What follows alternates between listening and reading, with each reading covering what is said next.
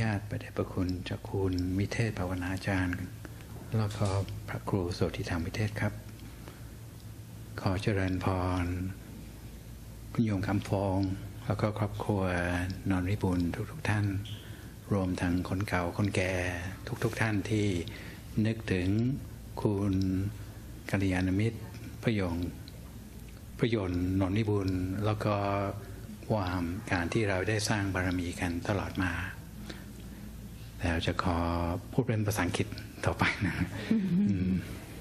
So I would like to welcome all of you to the memorial ceremony for Mr. Prayont Nonriboon, especially Kamfong and all the Nonriboon family. We have the wife, the sons, and the extended family, grandchildren, yes. So although it is a sad event, but in a way it is also quite strong encouragement that we are so unified in the good memories that we have for our late Mr. Prayont. So it falls to me today to talk a little bit about what we hope to gain as a result of all the trouble. Many of us have traveled a long way, more than 2 hours in many cases, in order to be here because of the good memories that we have of Mr. Prayont. And how can we best make the funeral service be one that is really meaningful for ourselves and also for our late beloved Mr. Prayont. So in Buddhism, you may have noticed that it is a little bit different from a memorial ceremony in many other spiritual traditions. Often it is just about respect or maybe grieving. But within Buddhism, there is a lot more meaning, which is encapsulated in the funeral ceremony, which I will try to explain at least 6 different things which are supposed to happen as a result of a funeral ceremony, so that you can have the right state of mind and mindset to make as many of these things happen as possible for everyone concerned.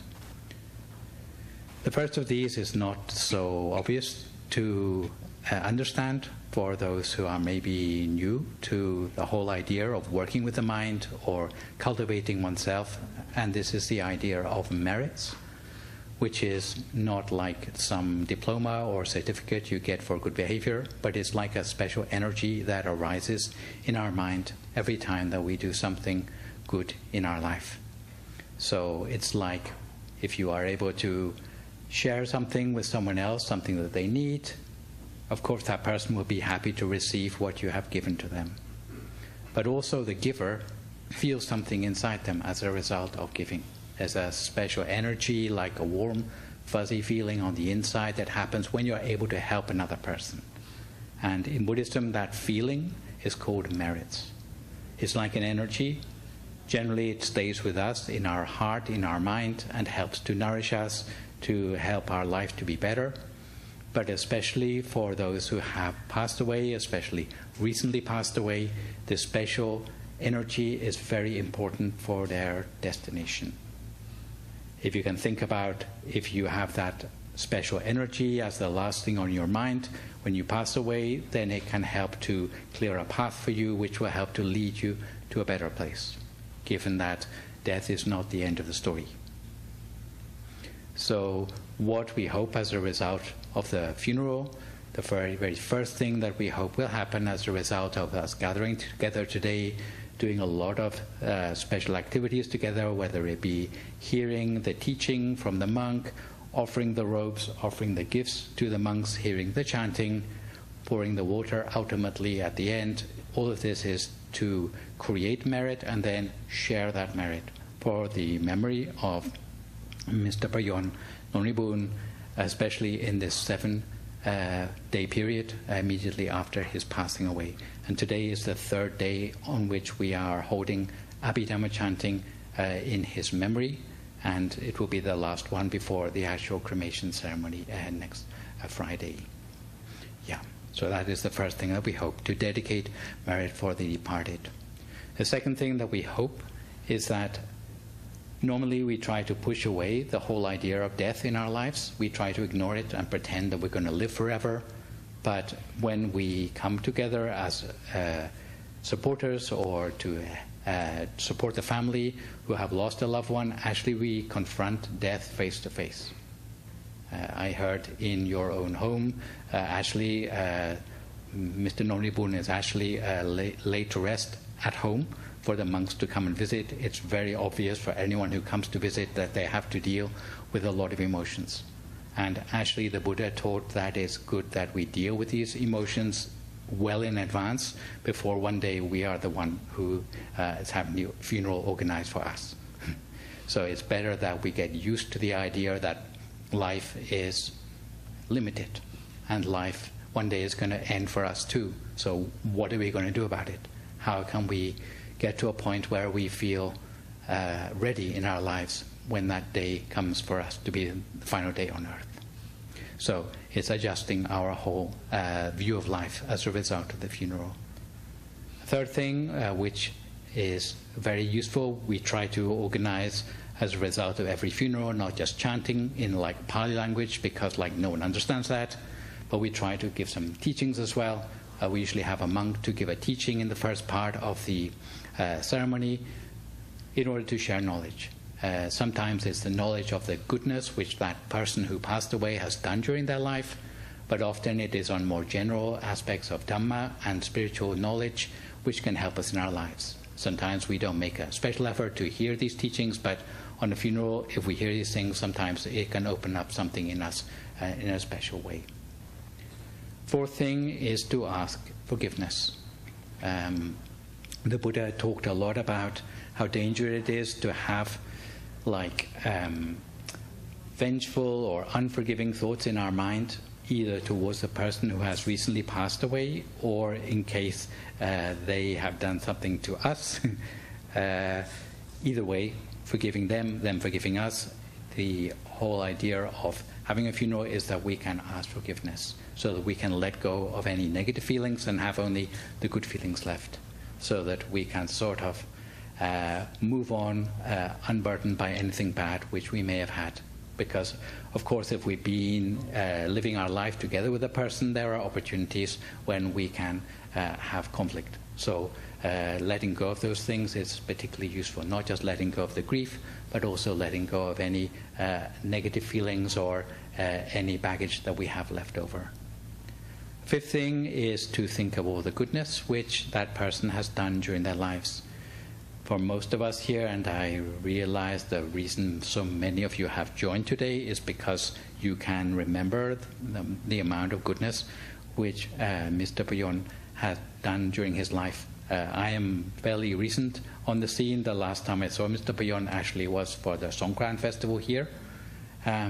But he has done so much for this temple. Not just this temple, but even in the temples before this one, when we started first in Cerritos, later on in Maywood, he was always the handyman who the monks can call upon to fix pretty much anything. Anything that can be broken, he can mend it.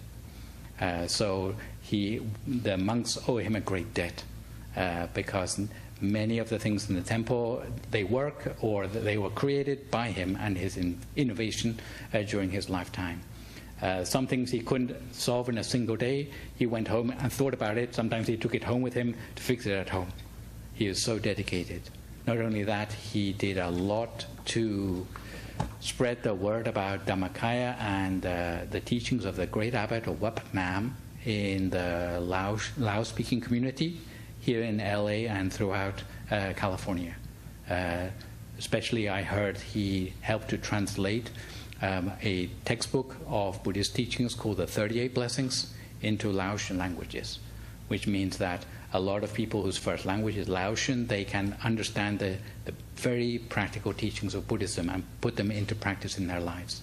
And this led to a very strong supportive community for our temple amongst the Laotian community, and we see many members here today who still remember that contribution which Mr. Prayont made during his lifetime.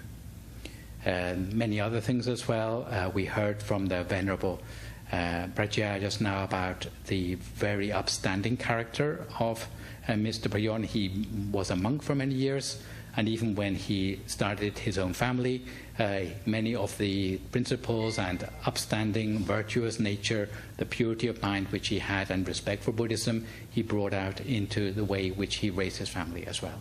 And this is why I think so many of you are here today as a result of his influence. So thinking of those good deeds, it's not just to think about, oh, he's no longer with us, we're sad about that, but thinking how can he live on through us. This is something which it's important that we reflect, we share the good memories that we have of our late Mr. Prayont, so that we can emulate those examples, which are maybe very hard to find in the present day, who have gone through so much difficulties and yet managed to come out with such an upstanding character. And last but not least today, even though some of us may not have known the bereaved personally, but we come along out of support for our friends. Because at this time, when we have lost a person, when we have that hole in our life that that person has left behind, sometimes we feel like we have been knocked sideways by our grief, by loss, by the things which they can no longer do for us, which we now have to do for ourselves. Even at the times of the year which we used to celebrate with them, they're no longer there. We feel a great sense of loss in our lives. So being here for one another and supportive, this I think is very meaningful for all the members of the family who have lost a loved one today. So I'm on behalf of those family members, I would like to thank everyone who came along to give their support today as well. In a moment, the monks are about to give a blessing in the Pali language. And during that time, talking of merit again, sometimes in Buddhism, the merit is symbolized by water, pure water. And today we have in the little bottles, which you see with the people sitting in the front row, we see some water which will be poured during the blessing into the little bowl. And that is it's a symbol for the outpouring of the heart, of that special pure energy from our heart to the heart of that loved one who has passed away.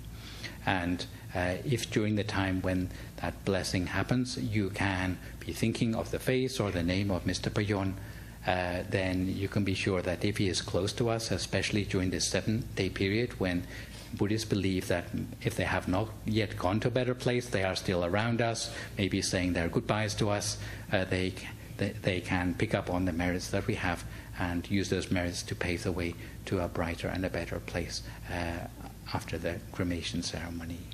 Yeah.